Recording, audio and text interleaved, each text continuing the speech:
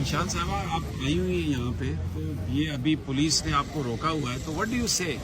जी देखें, आज Al-Qadir trust case 10 बजे के लिए फिक्स था और हम 10 बजे से पहले ही आ गए थे और तकरीबन 10 बजे जो जज साहब है, उनका स्टाफ है, जो प्रोसिक्यूटर्स है, सबको अंदर जाने दिया गया है, सिर्फ हमें ही रोका गया है। तो अगर अडियाला जेल में सिक्योरिटी रिस्क है तो वो क्या सिर्फ हमारे लिए है? हम दहशतगर्द हैं? ये जो अंदर गए हैं क्या उनके लिए नहीं है?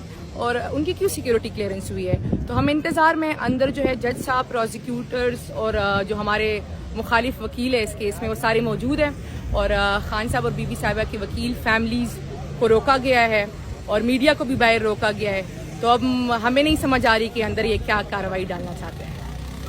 ये बताइए कि कल इलेक्शन कमीशन ने वो अली अमीन साहब के हवाले से भी एक काबिल समाअत करार दे दी है। देखिए, मुझे लगता है ECP इस मुल्क को इनारकी की तरफ लेके जाना चाहता है।